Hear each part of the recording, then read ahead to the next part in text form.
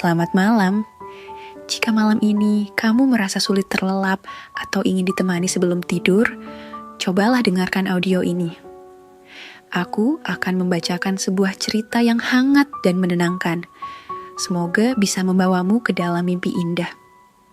Kisah ini tuh tentang sahabat yang menjadi simbol keajaiban Islam karena berangkat dari seorang budak yang hina. Dengan keislamannya, dia menjadi pribadi yang luar biasa dikenal dan dihormati di penjuru dunia. Dan inilah kisahnya.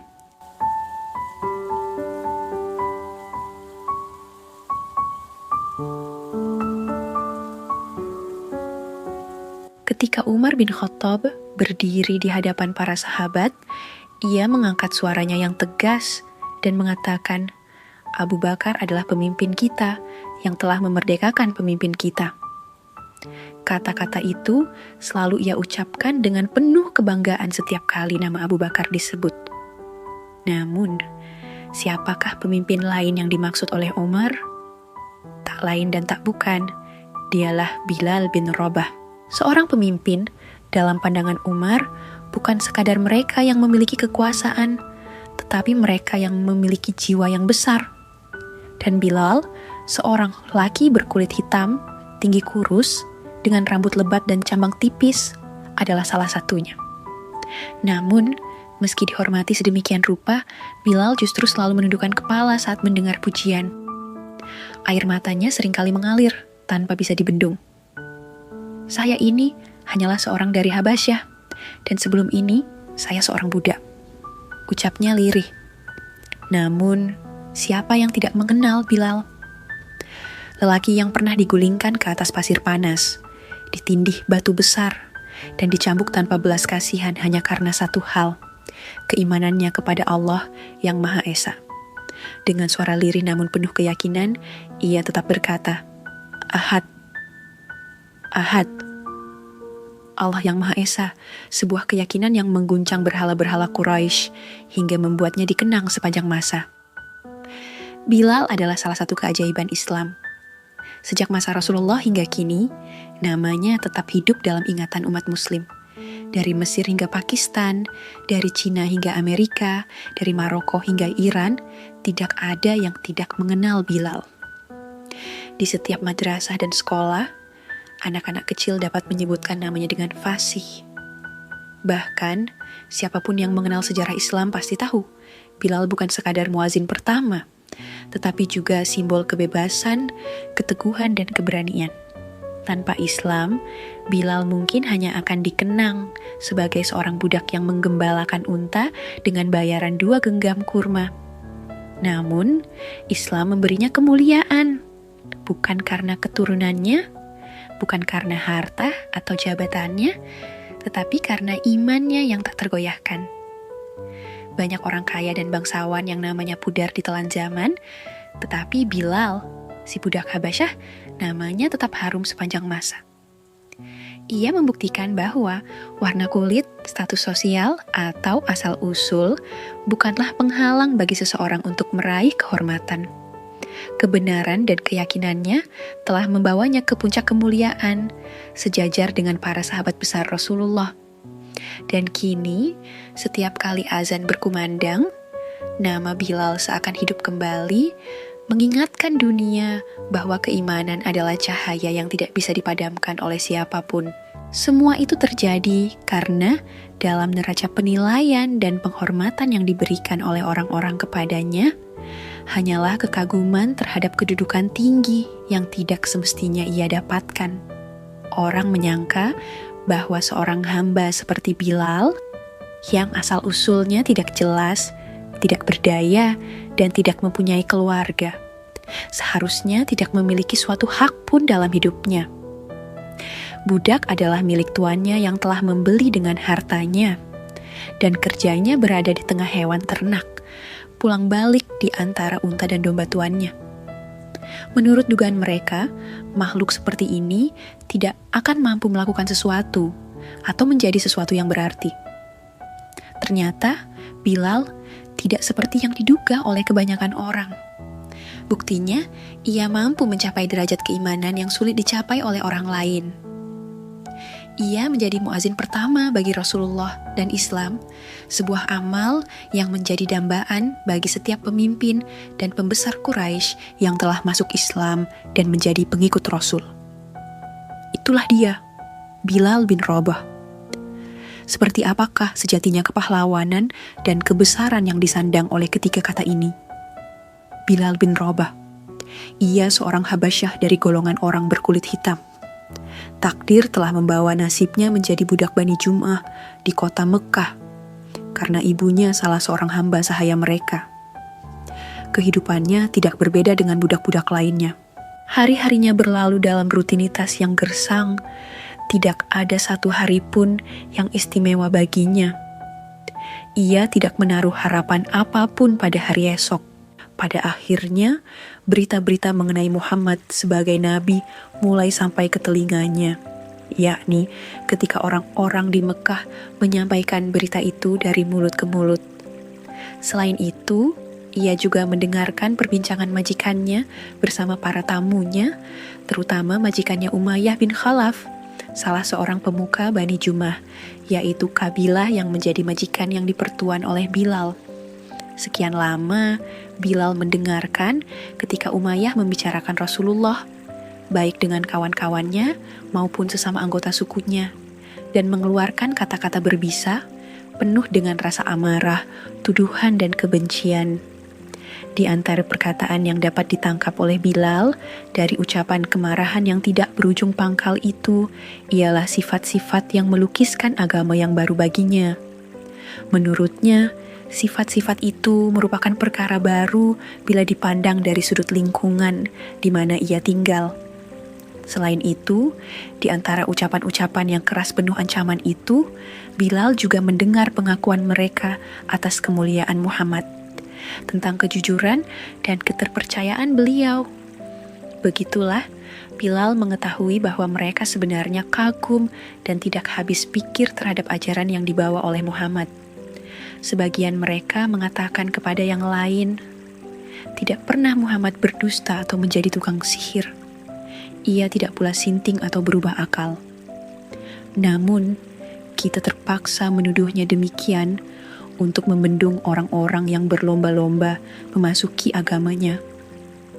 Bilal mendengar mereka memperbincangkan kesetiaan Rasulullah dalam menjaga amanah, tentang kejujuran dan ketulusan beliau, tentang akhlak dan kepribadian beliau.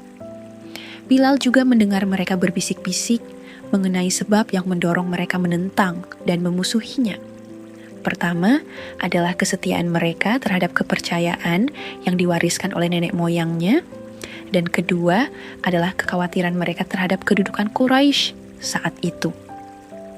Kedudukan yang mereka peroleh sebagai imbalan kedudukan mereka menjadi pusat keagamaan, kiblat peribadatan, dan ritual haji di seluruh jazirah Arab. Alasan selanjutnya adalah kedengkian terhadap Bani Hashim. Mengapa Nabi dan Rasul itu muncul dari golongan ini dan bukan dari pihak mereka? Suatu hari, Bilal bin Rabah melihat cahaya ilahi, dan dari dalam lubuk hatinya yang suci murni, timbul keinginan untuk menyambut sebuah pilihan utama.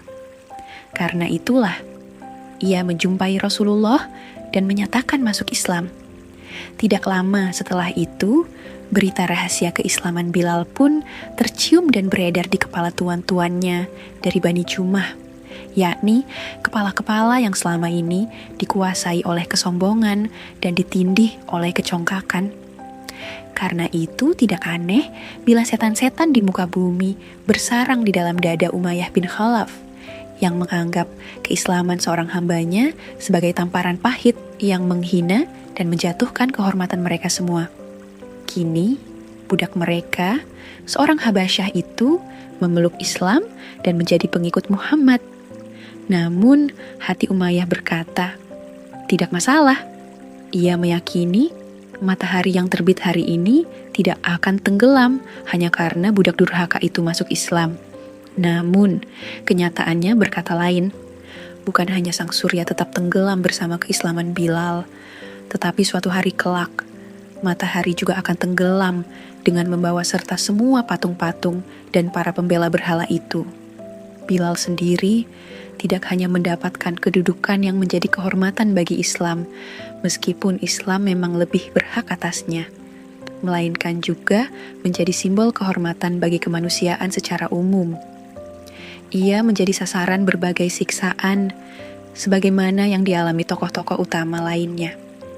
Allah seolah menjadikannya cermin bagi umat manusia, bahwa warna kulit yang hitam dan status sebagai budak sama sekali bukan penghalang untuk mencapai kebesaran jiwa selama seseorang beriman, taat kepada penciptanya, dan memegang teguh hak-haknya. Bilal telah memberikan pelajaran berharga, tidak hanya bagi orang-orang sezamannya atau sesama muslim, tetapi juga bagi penganut agama lain. Ia mengajarkan bahwa kemerdekaan jiwa dan kebebasan nurani tidak dapat dibeli dengan emas seisi bumi, atau dihancurkan oleh siksaan seberat apapun. Dalam keadaan telanjang, ia dibaringkan di atas bara, dipaksa meninggalkan agamanya, dan mencabut pengakuannya. Namun, Bilal tetap teguh. Karena keteguhan itulah, budak Habasyah yang lemah dan tak berdaya ini dijadikan oleh Rasulullah dan Islam sebagai guru bagi seluruh umat manusia dalam hal menghormati hati nurani, mempertahankan kebebasan, serta memperjuangkan kemerdekaan sejati. Suatu saat, di siang bolong, ketika padang pasir berganti rupa menjadi neraka jahanam, orang-orang Quraisy membawanya keluar, lalu melemparkannya ke pasir yang panas bagai api yang menyala dalam keadaan telanjang. Kemudian, beberapa orang laki-laki mengangkat batu besar yang juga panas laksana bara, lalu menjatuhkannya ke atas tubuh dan dadanya. Siksaan kejam dan biadab ini mereka ulangi setiap hari. Karena dahsyatnya, hati beberapa algojo mulai menaruh kasihan kepadanya dan melunak. Mereka berjanji dan bersedia melepaskannya. Asal saja ia mau menyebut nama Tuhan-Tuhan mereka secara baik-baik, walau hanya dengan sepatah kata saja. Tidak perlu lebih. Cukup agar nama baik mereka tetap terjaga di mata umum, sehingga mereka tidak menjadi buah pembicaraan orang-orang Quraisy, seolah-olah mereka telah mengalah dan bertekuk lutut kepada seorang budak yang gigih dan keras kepala. Namun, walau sepatah kata yang dapat diucapkan bukan dari lubuk hati, kata yang dapat menebus nyawa dan menyelamatkan hidupnya tanpa kehilangan iman, Bilal tidak ingin mengucapkannya. Ia menolak untuk mengatakan hal itu, dan sebagai gantinya, ia terus mengulang-ulang senandung abadi. Ahad, Ahad. Para algojo pun memaksanya. Katakanlah seperti yang kami katakan. Tetapi, dengan ejekan pahit dan penghinaan yang menjengkelkan, Bilal menjawab, lidahku tidak dapat mengucapkannya. Bilal tetap menjalani deraan panas dan tindihan batu. Hingga ketika petang tiba, mereka menegakkan tubuhnya dan mengikatkan tali pada lehernya. Lalu mereka menyuruh anak-anak mengaraknya mengelilingi perbukitan dan jalan-jalan di Mekah. Sedangkan kedua bibir Bilal terus-menerus melantunkan senandung sucinya. Ahad, Ahad. Ketika malam menjelang, orang-orang itu pun kembali menawarinya. Besok, ucapkanlah kata-kata yang baik terhadap Tuhan-Tuhan kami. Sebutlah, Tuhanku adalah Lata dan Uzza. Setelah itu, kami akan melepaskanmu dan membiarkanmu sesuka hatimu. Kami telah letih menyiksamu, seolah-olah kamilah yang tersiksa. Namun, dapat dipastikan bahwa Bilal akan menggelengkan kepalanya dan hanya menyebut, Ahad, Ahad. Karena tidak dapat menahan gusar dan murka, Umayyah meninju Bilal sambil berteriak, kesialan apa yang menimpa kami disebabkan olehmu, wahai budak celaka. Demi Lata dan Uzza, aku akan menjadikan dirimu sebagai contoh bagi para budak dan majikan-majikan mereka. Dengan keyakinan seorang mukmin dan kebesaran seorang suci, Bilal menjawab, Ahad, Ahad. Orang-orang yang diserahi tugas itu berpura-pura menaruh belas kasihan kepadanya, lalu kembali membujuk dan mengajukan tawaran. Mereka berkata kepada Umayyah, biarkanlah dia, wahai Umayyah, demi Lata, ia tidak akan disiksa lagi setelah hari ini. Bilal ini anak buah kita, bukankah ibunya budak kita? ia tentu tidak akan rela bila karena keislamannya itu nama kita menjadi ejekan dan cemohan bangsa Quraisy. Bilal menatap tajam wajah-wajah para penipu dan pengatur muslihat licik itu. Ketegangan tiba-tiba menjadi kendur oleh senyumannya yang bagai cahaya fajar.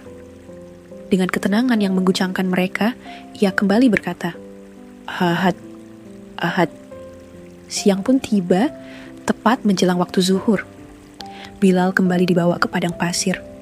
Namun, ia tetap sabar, tabah dan tenang, tanpa sedikit pun goyah. Saat mereka tengah menyiksanya, tiba-tiba Abu Bakar As-Siddiq datang dan berkata, "Apakah kalian akan membunuh seorang laki-laki hanya karena ia mengatakan, 'Rabbku adalah Allah'?" Kemudian, ia berkata kepada Umayyah bin Khalaf, "Ambillah tebusan yang lebih besar daripada harganya dariku, lalu bebaskan ia." Umayyah saat itu bagaikan orang yang hampir tenggelam, lalu tiba-tiba diselamatkan oleh sampan penolong. Hatinya lega dan merasa sangat beruntung saat mendengar Abu Bakar hendak menebus budaknya. Ia telah putus asa untuk menundukkan Bilal. Selain itu, mereka adalah para pedagang. Dengan menjual Bilal, mereka melihat keuntungan yang tidak akan mereka peroleh dengan membunuhnya. Akhirnya, Bilal dijual kepada Abu Bakar yang segera membebaskannya. Dengan demikian, Bilal pun tampil mengambil tempatnya dalam lingkungan orang-orang merdeka. Ketika Abu Bakar menggandeng lengan Bilal dan membawanya ke alam bebas, Umayyah berkata kepadanya, "Bawalah ia demi Lata dan Uzza, seandainya harga tebusannya tidak lebih dari 1 uqiyah, pastilah ia akan kulepas juga." Abu Bakar tahu bagaimana keputusasaan dan kepahitan akibat kegagalan yang tersirat dalam ucapan itu, sehingga lebih baik tidak melayaninya. Namun, karena ini menyangkut kehormatan seorang laki-laki yang sekarang telah menjadi saudara yang tidak berbeda dengan dirinya, ia pun membalas kata-kata Umayyah, "Demi Allah, andai kalian tidak hendak menjualnya kecuali seharga 100 uqiyah, aku pasti akan membayarnya." Setelah itu, Abu Bakar pergi bersama sahabatnya itu menghadap Rasulullah dan menyampaikan berita gembira tentang kebebasan Bilal. Saat itu pun bagaikan hari raya besar. Setelah Rasulullah bersama kaum muslimin hijrah dan menetap di Madinah, beliau pun mensyariatkan azan untuk menunaikan sholat. Lantas, siapakah kiranya yang akan menjadi muazin untuk sholat itu sebanyak 5 kali dalam sehari semalam, yang suara takbir dan tahlilnya akan berkumandang ke seluruh pelosok? Orang itu ialah Bilal, yang telah menyerukan, "Ahad, Ahad." Ucapan yang selalu ia lantunkan sejak 13 tahun yang lalu, sementara siksaan terus mendera dan menyiksa tubuhnya. Pada hari itu, pilihan Rasulullah jatuh pada dirinya sebagai muazin pertama dalam Islam. Dengan suara yang merdu dan empuk, Bilal mengisi hati dengan keimanan dan telinga dengan keharuan. Sementara seruannya menggema. Suatu saat, terjadilah peperangan antara kaum muslimin dan tentara Quraisy yang datang menyerang Madinah. Pertempuran berkecamuk dengan sangat sengit dan dahsyat.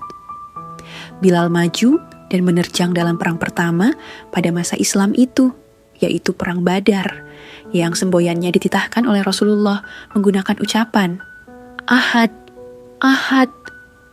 Dalam peperangan ini, Quraisy mengerahkan pasukan intinya. Para pemuka Quraisy turun langsung ke medan perang untuk menghadapi kematian mereka. Pada mulanya, Umayyah bin Khalaf, yang tidak lain adalah bekas majikan Bilal yang telah menyiksanya secara kejam dan biadab, tidak hendak ikut dalam peperangan itu.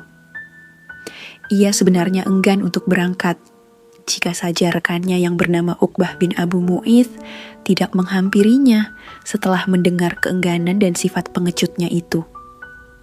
Uqbah datang sambil membawa anglo yang biasanya digunakan oleh wanita untuk mengasapi tubuh dengan wewangian di tangan kanannya. Setelah sampai dan berhadapan muka dengan Umayyah, yang ketika itu sedang duduk di tengah-tengah kaumnya, Uqbah meletakkan anglo itu di hadapannya, seraya berkata, "Wahai Abu Ali, terimalah dan pergunakanlah Wanglo ini, karena kamu tidak lebih dari seorang wanita. Keparat, apa yang kau bawa ini? Teriak Umayyah geram. Akhirnya, tanpa bisa mengelak, ia terpaksa ikut berangkat dalam peperangan itu bersama kawan-kawannya. Rahasia takdir, apakah yang tersembunyi di balik peristiwa ini? Sebelumnya, Uqbah bin Abu Mu'aidh adalah salah satu orang yang paling gigih mendorong Umayyah untuk menyiksa Bilal dan kaum muslimin yang tidak berdaya lainnya. Kini, ia pula lah yang mendesaknya supaya ikut dalam perang Badar, tempat ia akan menemui ajalnya, sekaligus tempat kematian Uqbah itu sendiri. Sekali lagi, Umayyah pada waktu itu keberatan dan enggan untuk ikut dalam peperangan. Dan kalau bukan karena desakan Uqbah dengan cara seperti yang kita ketahui itu, ia tidak akan turut serta di dalamnya. Tetapi, rencana Allah pasti berlaku. Umayyah harus ikut. Ada piutang lama antara dirinya dan salah seorang hamba Allah yang kini datang saatnya untuk diselesaikan. Allah tidak pernah tidur. Bagaimana kalian memperlakukan orang, maka seperti itu pula kalian akan diperlakukan orang lain. Takdir ini memang harus terjadi pada orang sombong, Uqbah, yang kata-katanya didengar oleh Umayyah dan kemauannya untuk menyiksa orang-orang mukmin yang tidak berdosa diturutinya. Kini justru menjadi orang yang menyeretnya ke liang kubur. Di tangan siapakah kematiannya? Di tangan Bilal? Tidak lain di tangan Bilal sendiri. Tangan yang oleh Umayyah dulu diikat dengan rantai, sedangkan pemiliknya didera dan disiksa. Dengan tangan itu pula pada hari itu, yaitu waktu perang Badar yang merupakan saat yang tepat dan diatur oleh takdir, utang piutang pun diselesaikan dan perhitungan dengan algojo-algojo Quraisy yang telah menimpakan penghinaan dan kezaliman terhadap orang-orang mukmin pun dilaksanakan. Peristiwa ini terjadi secara sempurna, tanpa ditambah atau dibumbui. Ketika pertempuran di antara dua pihak telah dimulai, dan barisan kaum muslimin maju bergerak dengan semboyannya. Ahad, Ahad. Jantung Umayyah bagai tercabut dari akarnya dan rasa takut menguasai dirinya. Kalimat yang kemarin diulang-ulang oleh hambanya di bawah tekanan siksa dan dera, sekarang telah menjadi semboyan dari suatu agama secara utuh dan dari suatu umat yang baru secara keseluruhan. Ahad, Ahad. Mengapa secepat itu ucapan itu berkembang? Ini adalah pertumbuhan yang sangat cepat. Pertempuran telah berkecamuk dan pedang bertemu pedang. Ketika perang telah hampir usai, Umayyah melihat sekilas keberadaan Abdurrahman bin Auf, seorang sahabat Rasulullah. Dia pun segera berlindung kepadanya dan meminta agar menjadi tawanannya dengan harapan dapat menyelamatkan nyawanya. Permintaan itu dikabulkan oleh Abdurrahman dan ia bersedia melindunginya. Di tengah-tengah hiruk-pikuknya perang, Abdurrahman membawa Umayyah ke tempat para tawanan. Namun, di tengah-tengah perjalanan, Bilal sepintas melihatnya dan langsung berteriak, "Ini dia, gembong kekafiran, Umayyah bin Khalaf. Biarkanlah aku mati daripada orang ini selamat."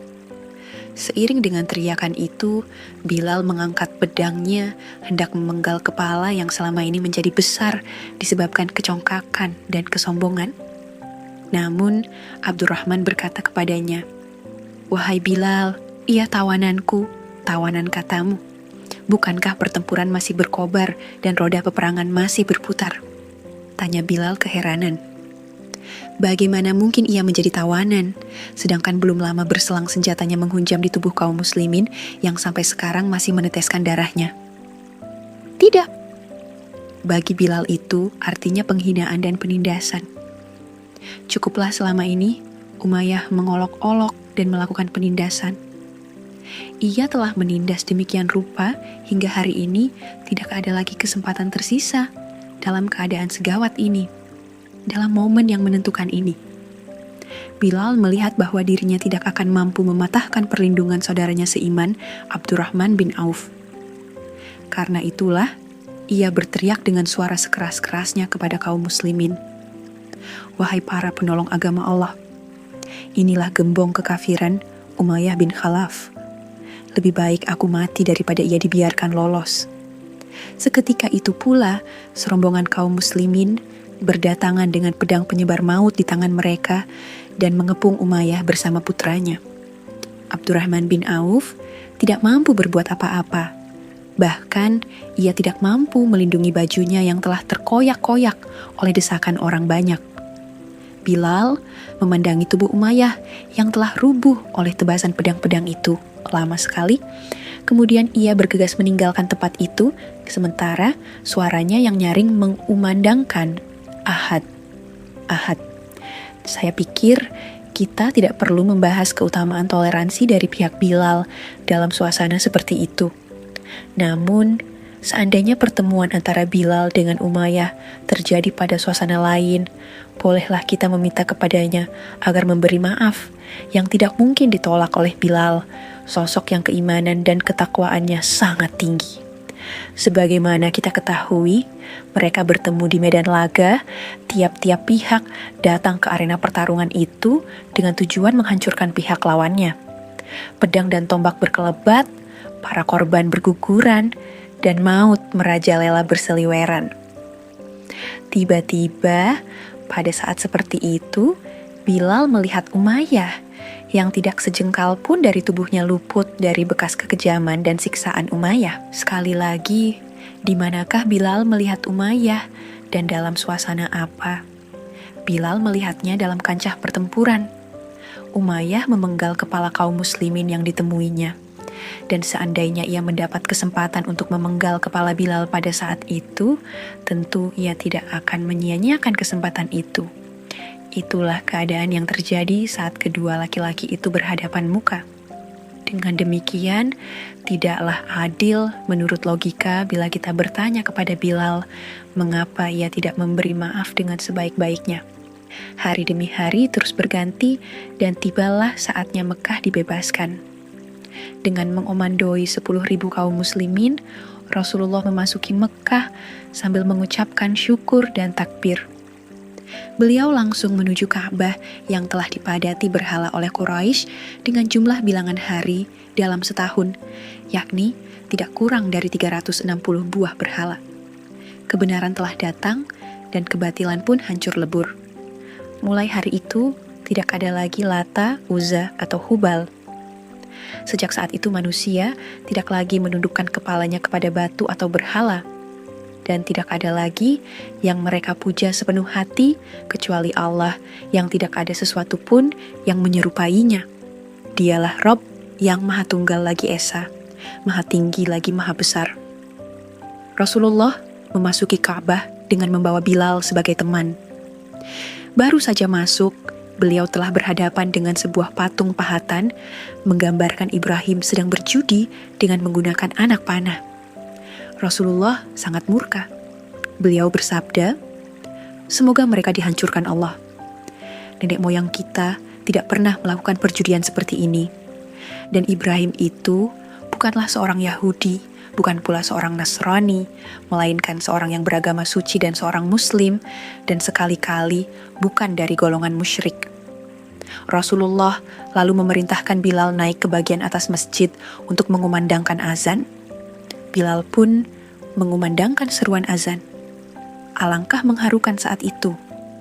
Denyut nadi kehidupan di Mekah terhenti, dan dengan jiwa yang satu, ribuan kaum muslimin dengan hati khusyuk dan secara berbisik mengulangi kalimat demi kalimat yang diucapkan Bilal. Orang-orang musyrik di rumahnya masing-masing hampir tidak percaya dan bertanya-tanya dalam hati, "Inikah dia Muhammad dengan orang-orang miskinnya yang kemarin terusir meninggalkan kampung halamannya? Benarkah itu dia yang mereka usir, mereka perangi, dan mereka bunuh keluarganya yang paling dicintai serta kerabat yang paling dekat kepadanya? Betulkah itu dia yang beberapa saat lalu nyawa mereka berada di tangannya, yang kemudian memaklumkan kepada mereka, 'Pergilah kalian, karena kalian semua bebas.'" 3 orang bangsawan Quraisy sedang duduk-duduk di pekarangan Ka'bah. Mereka tampak terpukul menyaksikan pemandangan itu, yaitu ketika Bilal menginjak-injak berhala-berhala mereka dengan kedua telapak kakinya. Kemudian, di atas reruntuhannya yang telah hancur luluh, Bilal menyenandungkan suara azan yang berkumandang di seluruh pelosok Mekah. Tidak ubahnya bagai tiupan angin di musim semi. 3 orang itu ialah Abu Sufyan bin Harb yang telah masuk Islam beberapa saat yang lalu, serta Attab bin Usaid dan Al-Harits bin Hisham yang keduanya belum masuk Islam. Attab berkata sambil memandangi Bilal yang sedang mengumandangkan azan, "Sungguh Usaid, ayahnya yang telah wafat, telah dimuliakan Allah karena ia tidak mendengar sesuatu yang sangat dibencinya." Al-Harits menyahut, "Demi Allah, seandainya aku tahu bahwa Muhammad itu berada di pihak yang benar, aku pasti mengikutinya." Abu Sufyan yang memang cerdas menukas pembicaraan kedua sahabatnya dengan ungkapan, "Aku tidak akan mengatakan sesuatu, karena seandainya aku berkata, kerikil-kerikil ini pasti akan mengabarkannya." Ketika Nabi meninggalkan Ka'bah, beliau melihat mereka. Dalam sekejap, beliau membaca ekspresi wajah-wajah mereka. Kemudian, dengan kedua mata yang bersinar cahaya ilahi, beliau bersabda kepada mereka, "Aku tahu apa yang telah kalian katakan tadi." Beliau lalu menceritakan apa yang mereka perbincangkan sebelumnya.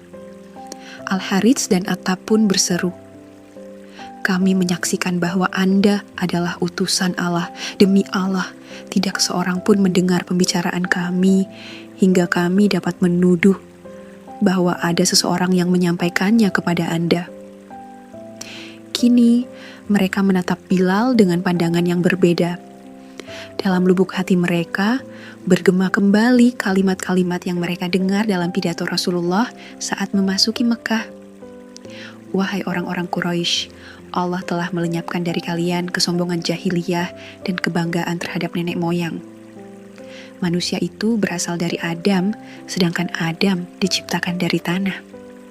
Bilal melanjutkan hidupnya bersama Rasulullah dan ikut serta dalam setiap perjuangan bersenjata pada masa hidup beliau. Ia tetap menjadi muazin, menjaga serta menghidupkan syiar agama besar ini yang telah membebaskannya dari kegelapan menuju cahaya, dari perbudakan menuju kemerdekaan. Kedudukan Islam semakin tinggi, demikian pula kaum muslimin. Taraf dan derajat mereka ikut naik, dan Bilal semakin lama semakin dekat di hati Rasulullah. Beliau pernah menyatakan dirinya sebagai seorang laki-laki penduduk surga. Namun, sikapnya tidak berubah. Tetap seperti biasa, mulia dan besar hati yang selalu memandang dirinya tidak lebih dari seorang Habasyah yang kemarin menjadi budak. Suatu hari, ia pergi meminang 2 orang wanita untuk calon istrinya sendiri dan saudaranya. Ia berkata kepada orang tua kedua wanita itu, "Saya ini Bilal, dan ini saudaraku. Kami berasal dari bangsa budak Habasyah. Pada mulanya, kami berada dalam kesesatan, kemudian diberi petunjuk oleh Allah. Kami sebelumnya adalah budak-budak belian, lalu dimerdekakan oleh Allah.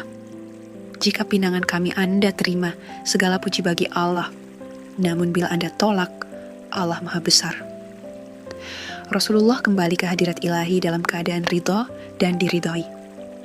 Penanggung jawab kaum muslimin sepeninggal beliau dibebankan di atas pundak khalifahnya, Abu Bakar Asy-Syiddiq. Suatu saat, Bilal pergi menjumpai khalifah Rasulullah tersebut untuk menyampaikan isi hatinya. Ia berkata, "Wahai khalifah Rasulullah, saya mendengar Rasulullah bersabda, amal yang paling utama bagi orang beriman adalah berjihad fisabilillah." "Apa maksudmu, wahai Bilal?" tanya Abu Bakar. "Saya ingin berjuang di jalan Allah sampai saya meninggal dunia," jawab Bilal. "Siapa lagi yang akan menjadi muazin bagi kami nanti?" tanya Abu Bakar.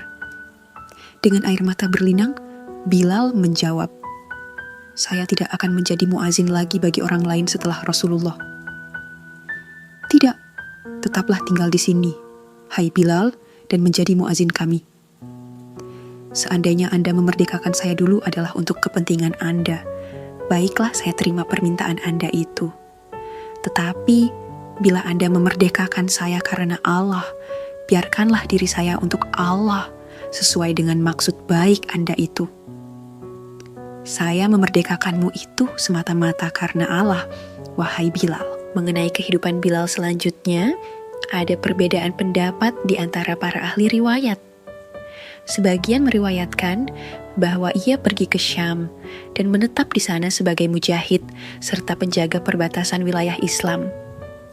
Menurut pendapat lain, ia menerima permintaan Abu Bakar untuk tinggal bersamanya di Madinah.